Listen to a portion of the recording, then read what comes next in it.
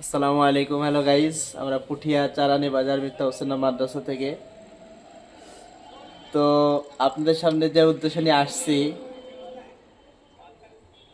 পুঠিয়া চারানি বাজার মিফতা হোসেন মাদ্রাসার মক্তব বিভাগ নুরানির সকল ছাত্ররা তাদের উস্তাদের জন্য নাস্তার আয়োজন করছে এবং আপনাদের সাথে শেয়ার করার জন্যই ভিডিওটা করা আর কি।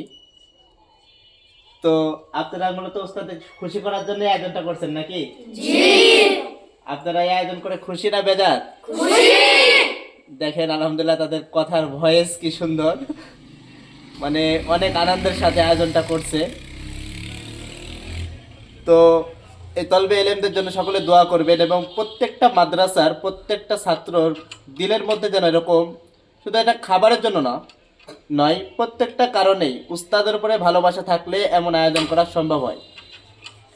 তো আল্লাহ পাক রব্বুল আলামিন আমাদের পক্ষ থেকে সবসময় উস্তাদের পক্ষ থেকে ছাত্রদের জন্য দোয়া থাকে যে তাদেরকে আল্লাহ পাক রব্বুল আলামিন দিনদার মুত্তাকি পরহেজগার বান্দা হিসাবে কবুল করবেন।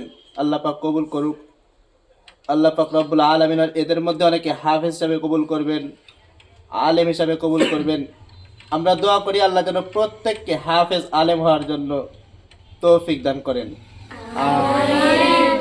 আসসালামু আলাইকুম ওয়া রাহমাতুল্লাহ।